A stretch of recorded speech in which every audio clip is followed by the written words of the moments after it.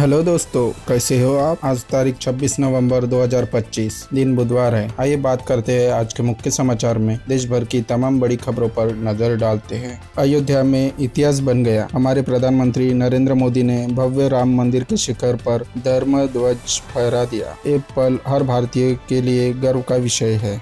उनके साथ संघ प्रमुख मोहन भागवत भी मौजूद थे। पीएम मोदी का ये पूरा दौरा ही बहुत खास रहा। उन्होंने पहले सप्त मंदिर में पूजा की और फिर राम मंदिर के गर्भगृह और राम दरबार में भी माथा टेका। ठीक दोपहर 12 बजे जैसे ही उन्होंने भगवा ध्वज फहराया, पूरा देश मानो एक हो गया। ये सिर्फ एक ध्वज नहीं बल्कि सांस्कृतिक पुनर्जागरण और मंदिर निर्माण की पूर्णता का प्रतीक है। सुरक्षा बहुत सख्त थी, सिर्फ QR कोड वाले मेहमानों को ही एंट्री मिली। ये पल हम सबको हमेशा याद रहेगा। अयोध्या में कल क्या हुआ। श्री राम मंदिर के 161 फीट ऊंचे शिखर पर हमारे प्रधानमंत्री नरेंद्र मोदी ने जब केसरिया धर्म ध्वज फहराया तो हर कोई भावुक हो उठा। यह ध्वजारोहण सिर्फ एक कार्यक्रम नहीं बल्कि मंदिर निर्माण के पूरा होने की दुनिया को दी गई घोषणा है। आपको पता है यह ध्वज बहुत खास है। यह 10 फीट ऊंचा और 20 फीट लंबा है, जिस पर सूर्यदेव और ओम अंकित है। यह पैराशूट वाले मजबूत कपड़े से बना है ताकि तेज हवा बारिश सब झेल सके। राम नगरी दुल्हन की तरह सजी है और हर तरफ कड़ी सुरक्षा है। कल का ये पल इतिहास में दर्ज हो गया है। दोस्तों, आज बात हो रही है टाइटैनिक की सबसे यादगार चीज की। एक सोने की पॉकेट वॉच जिसने नीलामी के सारे रिकॉर्ड तोड़ दिए। यह घड़ी करीब 19 करोड़ में बिकी है। यह घड़ी थी अमेरिकी अरबपति इसिडोर स्ट्रॉस की। जब टाइटैनिक डूब रहा था, यह घड़ी ठीक रात 2:20 पर रुक गई थी। लेकिन इस घड़ी से जुड़ी है इसिडोर और उनकी पत्नी इडा की अमर प्रेम कहानी। जब लाइफ बोट आई तो इडा ने पति को अकेला नहीं छोड़ा और कहा, हम साथ जिएंगे और साथ मरेंगे। सोचिए, डूबते जहाज पर भी दोनों ने एक दूसरे का हाथ थामे रखा। यही वो कपल था जिसने फिल्म टाइटैनिक में भी सबको रुलाया था। एक घड़ी सिर्फ इतिहास नहीं बल्कि सच्चे प्यार और बलिदान की निशानी है। अमेरिका और चीन के रिश्ते में एक बार फिर गर्माहट आ गई है और इसकी वजह है ताइवान। चीन के राष्ट्रपति शी जिनपिंग ने अमेरिकी राष्ट्रपति डोनाल्ड ट्रंप से फोन पर साफ साफ कह दिया है, ताइवान हमारा होगा, यही उसका भविष्य है। उन्होंने इसे द्वितीय विश्व युद्ध के बाद बनी अंतर्राष्ट्रीय व्यवस्था का हिस्सा बताया है। चीन का रुख एकदम स्पष्ट है, ताइवान पर कोई भी दखलंदाजी बर्दाश्त नहीं की जाएगी। यह चीन के लिए रेड लाइन है। हालांकि ट्रंप ने खुद ताइवान पर कुछ नहीं कहा, लेकिन चीन का विदेश मंत्रालय कह रहा है कि ट्रंप ने माना है कि यह मुद्दा चीन के लिए बेहद महत्वपूर्ण है। देखना होगा इस तीखी बातचीत के बाद दोनों देशों के संबंध किस ओर जाते हैं। कोलकाता में देर रात चुनाव आयोग के दफ्तर के सामने भारी हंगामा हुआ। यह बवाल था मतदाता सूची के SIR को लेकर। एक तरफ थे BLO जो काम के बोझ के खिलाफ धरने पर बैठे थे, दूसरी तरफ बीजेपी कार्यकर्ता आ गए और तृणमूल कांग्रेस के खिलाफ नारेबाजी करने लगे। बात तब बिगड़ी जब BLO प्रदर्शनकारियों ने जवाबी नारे लगाए। उन्होंने बीजेपी पर वोटर लिस्ट से नाम हटाने के लिए आयोग से मिलीभगत का आरोप लगाया। दोनों गुटों में जमकर कहा सुनी और तीखी बहस हुई। पुलिस को बीच में आकर टकराव रोकना पड़ा। ये लड़ाई बताती है कि बंगाल की राजनीति में वोटर लिस्ट कितना संवेदनशील मुद्दा है। दोस्तों, एक चौंकाने वाली रिपोर्ट सामने आई है। हवा में प्रदूषण सिर्फ दिल्ली तक सीमित नहीं है बल्कि कई राज्यों में स्थिति खतरनाक है। रिपोर्ट के मुताबिक दिल्ली सबसे प्रदूषित रही, जो हमारे भारतीय मानक से भी 2.5 गुना ज्यादा है। मगर चौंकाने वाली बात यह है कि चंडीगढ़ दूसरे नंबर पर है। इसके बाद हरियाणा और त्रिपुरा भी है। टोटल 60% जिलों में हवा का प्रदूषण राष्ट्रीय मानक से ऊपर पाया गया है। सबसे प्रदूषित जिलों की लिस्ट में दिल्ली और असम के 11 जिले हैं, के बाद बिहार और हरियाणा है। यह साफ है कि हमें पूरे देश में इस गंभीर समस्या पर तुरंत ध्यान देना होगा। उत्तर मध्य रेलवे से बड़ी खबर। कमाई के मामले में प्रयागराज जंक्शन ने सबको पछाड़ दिया है और कानपुर सेंट्रल को पीछे छोड़ दिया। प्रयागराज जंक्शन ने इस साल 551 करोड़ रुपए की रिकॉर्ड तोड़ कमाई की है, जबकि कानपुर 488 करोड़ पर रहा। ये कमाई पिछले साल से 140 करोड़ रुपए ज्यादा है। रेलवे अधिकारियों का कहना है कि यह महाकुंभ के असर से हुआ, जहां करोड़ों श्रद्धालुओं ने ट्रेनों से यात्रा की। इतना ही नहीं, छिवकी स्टेशन को भी NSG2 ग्रेड में शामिल कर लिया गया है। यह प्रयागराज जंक्शन के लिए एक ऐतिहासिक उपलब्धि है और रेलवे के लिए एक मील का पत्थर। दोस्तों, आज से शुरू हो रहा एक बड़ा ज्योतिषीय बदलाव। धन, प्रेम और लग्जरी के कारक ग्रह शुक्र मंगलवार 26 नवंबर को मंगल की वृश्चिक राशि में प्रवेश कर रहे हैं और 20 दिसंबर तक यही रहेंगे। एक गोचर 3 राशियों के लिए जबरदस्त लाभ लेकर आया है। मिथुन, अचानक धन लाभ, लव लाइफ में रोमांस और करियर में बड़ी सफलता की योग है। वृषभ, कमाई के नए रास्ते खुलेंगे, पार्टनर का सहयोग मिलेगा और सिंगल लोगों के लिए समय खास है। कुंभ राशि, किस्मत साथ देगी, वृष से पॉजिटिव रिस्पांस मिलेगा और धन की प्राप्ति हो सकती है। अगर आपकी राशि इनमें से कोई है तो तैयार हो जाइए शानदार 25 दिनों के लिए। प्रधानमंत्री जन धन योजना से जुड़ी एक बहुत बड़ी खबर। यह स्कीम आम लोगों को आर्थिक सुरक्षा दे रही है। इस खाते की सबसे खास बात है कि अगर आपका बैलेंस 0 भी है तब भी आप 10,000 तक की ओवरड्राफ्ट सुविधा का लाभ उठा सकते हैं, यानी जरूरत के समय पैसा खाली होने पर भी आपको मिल जाएगा। इतना ही नहीं, इस अकाउंट के साथ मिलने वाले रुपए डेबिट कार्ड पर 2 लाख का दुर्घटना बीमा कवर भी मिलता है। इस योजना के तहत अब तक 56 करोड़ से ज्यादा खाते खोले जा चुके हैं और आप सीधे सरकारी योजनाओं का लाभ भी ले सकते हैं।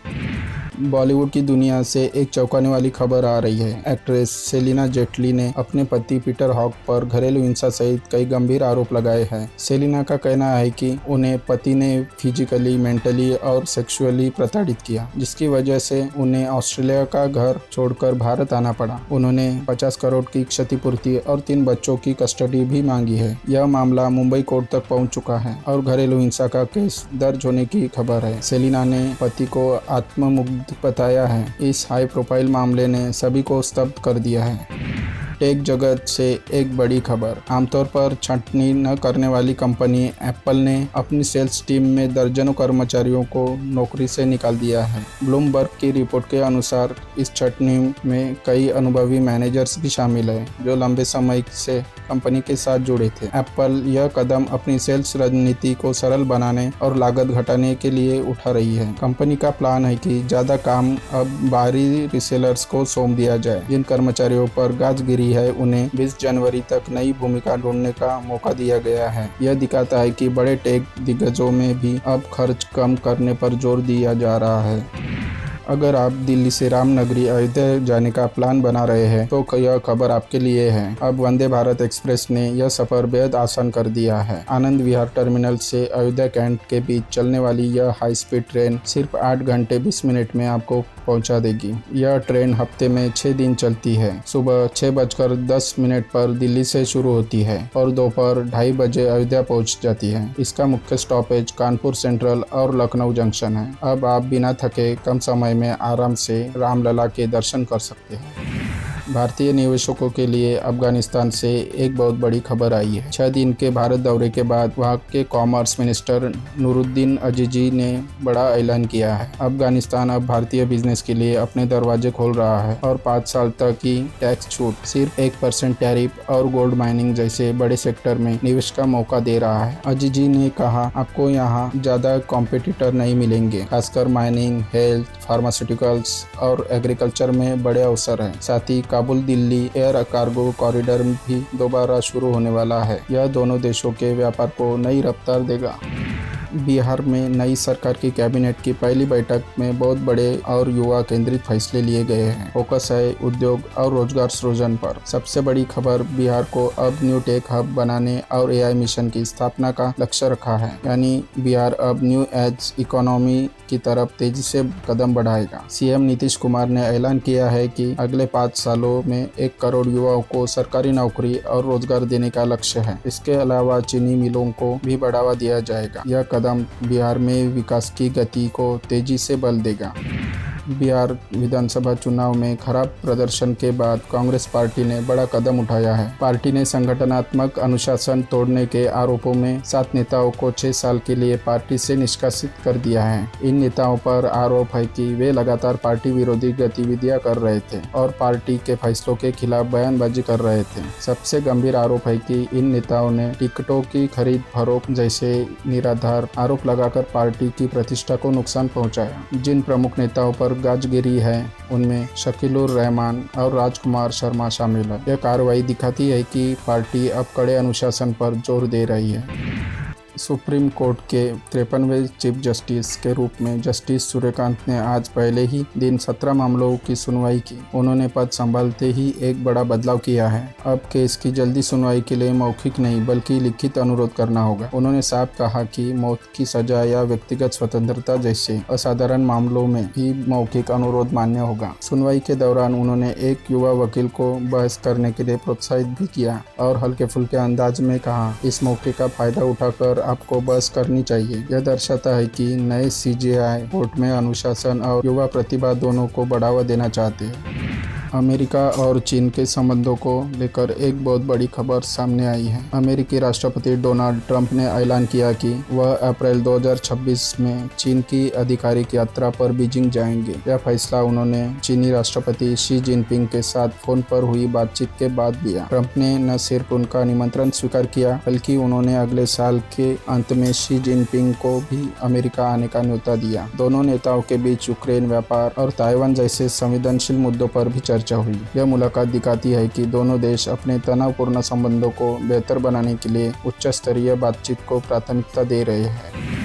दोस्तों, एक बड़ी अंतर्राष्ट्रीय खबर। इथियोपिया में 10,000 साल से सोया पड़ा हैली गुब्बी ज्वालामुखी अचानक फट गया है। इस विशाल विस्फोट ने राख का एक गुब्बार करीब 14 किलोमीटर की ऊंचाई तक उगल दिया। यह राख अब अरब सागर से होते हुए भारत की ओर बढ़ रही है। इसी वजह से उत्तर भारत की ओर आने वाली कई एयरलाइंस को अपनी उड़ानें रद्द या डाइवर्ट करनी पड़ी है। मौसम विशेषज्ञों का कहना है कि यह राख जल्द ही दिल्ली, हरियाणा और राजस्थान के आसमान पर फैल सकती है। हालांकि यह मुख्य रूप से सल्फर डाइऑक्साइड है, इसलिए एक्यूआई पर बड़ा असर होने की संभावना है। लखनऊ और आसपास के इलाकों में मौसम ने फिर करवट ली है। मौसम वैज्ञानिकों के अनुसार अगले 24 से 48 घंटे बेहद अहम हैं, क्योंकि पारा और नीचे गिरने वाला है। दरअसल पश्चिमी विक्षोभ कमजोर पड़ने के बाद उत्तर पश्चिमी से बर्फीली हवाएं मैदानों तक पहुंच रही है, जिसे पछुआ हवाओं की सक्रियता कहा जा रहा है। इसी वजह से ठिठुरन बढ़ गई है। हालांकि यह कड़ाके की ठंड लंबी नहीं चलेगी, लेकिन सुबह और देर रात की सर्दी अभी बनी रहेगी। साथ ही हल्का से मध्यम कोहरा छाने का भी अनुमान है, जिससे यातायात पर हल्का असर पड़ सकता है। बच्चों और बुजुर्गों को खासकर सावधान रहने की जरूरत है। सर्दी की दस्तक के साथ ही रेल यात्रियों के लिए बुरी खबर है। ठंड और घने कोहरे के कारण ट्रेनों की पंक्चुअलिटी बुरी तरह प्रभावित हुई है। अब सिर्फ 60% ट्रेनें ही समय पर पहुंच पा रही है। हालात इतने खराब है कि रेलवे ने कई ट्रेनों को अस्थायी रूप से रद्द करने का फैसला लिया है। सबसे पहले फरक्का एक्सप्रेस को 4 दिसंबर 2025 से 28 फरवरी 2026 तक के लिए निरस्त कर दिया गया है। रेलवे अधिकारियों का कहना है कि अभी और ट्रेनों को रद्द करने की सूची तैयार हो रही है। आपसे अपील है कि घर से निकलने से पहले अपनी ट्रेन का स्टेटस जरूर चेक कर ले, ताकि परेशानी से बचा जा सके। दोस्तों, इथियोपिया में ज्वालामुखी फटने का असर अब सीधे दिल्ली एयरपोर्ट पर दिखने लगा है। ज्वालामुखी से निकली राख का गुबार भारतीय एयर स्पेस की ओर बढ़ने से हवाई सेवाएं बुरी तरह प्रभावित हुई है। मंगलवार को दिल्ली के इंदिरा गांधी इंटरनेशनल एयरपोर्ट पर 7 इंटरनेशनल फ्लाइट्स रद्द करनी पड़ी, जबकि 10 से ज़्यादा उड़ानें देरी से चल रही है। यह राख हवाई जहाज के इंजन के लिए बहुत खतरनाक होती है, इसलिए एयरलाइंस ने यह कदम उठाया है। यात्रियों से अपील है कि वे एयरपोर्ट जाने से पहले अपनी फ्लाइट का स्टेटस एयरलाइन से जरूर चेक कर लें। आईपीएल 2026 ऑक्शन से पहले लखनऊ सुपर जायंट्स ने एक बड़ा दांव खेला है। ऋषभ पंत की कप्तानी वाली इस टीम ने कार्ल क्रो अपना स्पिन बॉलिंग कोच नियुक्त किया है। यह नियुक्ति ऑक्शन में खिलाड़ियों को खरीदने से पहले कोचिंग स्टाफ को मजबूत करने की दिशा में एक अहम कदम है। कार्ल क्रो पहले कोलकाता नाइट राइडर्स के साथ काम कर चुके हैं और उनकी कोचिंग में सुनील नरेन और वरुण चक्रवर्ती जैसे स्पिनर्स ने शानदार प्रदर्शन किया था। एलएसजी ने यह घोषणा आज यानी उनके 50वें जन्मदिन पर करके उन्हें तोहफा दिया है। यह दिखाता है कि एलएसजी इस बार अपनी स्पिन रणनीति पर कितना जोर दे रही है। भारत की पहली बुलेट ट्रेन परियोजना ने अहमदाबाद में एक बहुत बड़ी सफलता हासिल की है। अहमदाबाद में कैडिला फ्लाईओवर के ऊपर 70 मीटर लंबा 11वां स्टील ब्रिज सफलतापूर्वक लॉन्च कर दिया है। यह ब्रिज 670 मीट्रिक टन वजनी है और इसे 29,300 हाई स्ट्रेंथ बोल्ट्स का उपयोग करके बनाया गया है। इसे खास तौर पर रेलवे पटरियों और फ्लाईओवर के ऊपर से बुलेट ट्रेन कॉरिडोर को गुजारने के लिए तैयार किया गया है। यह उपलब्धि दर्शाती है कि Mumbai Ahmedabad bullet train corridor का काम तेजी से आगे बढ़ रहा है। इस कॉरिडोर पर कुल 28 स्टील ब्रिज बनाए जाने हैं और यह सफलता प्रोजेक्ट की रफ्तार का संकेत है। अयोध्या में धर्म ध्वजारोहण कार्यक्रम के बाद सीएम योगी आदित्यनाथ बेहद उत्साहित नजर आए। उन्होंने इस ऐतिहासिक क्षण को नए युग का शुभारंभ बताया है। पीएम मोदी और मोहन भागवत की मौजूदगी में सीएम योगी ने कहा कि यह भव्य राम मंदिर 140 करोड़ भारतीयों की आस्था, सम्मान और आत्मगौरव का प्रतीक है। उन्होंने जोर देकर कहा कि शिखर पर फहराता केसरिया ध्वज केवल एक समारोह नहीं, बल्कि धर्म, मर्यादा और राष्ट्र धर्म का प्रतीक है। यह दिखाता है कि भारत अब विकास और विरासत का बेहतरीन समन्वय कर रहा है। सीएम योगी के मुताबिक यह राम राज्य की उद्घोषणा है। दोस्तों, अगर वीडियो अच्छा लगा हो तो इसे लाइक और शेयर करना न भूलें। डी न्यूज़ 18 चैनल को सब्सक्राइब करके बेल आइकॉन जरूर दबाएं ताकि हर जरूरी खबर सबसे पहले आप तक पहुंचे। मिलते हैं अगले अपडेट में। जय हिंद, जय भारत।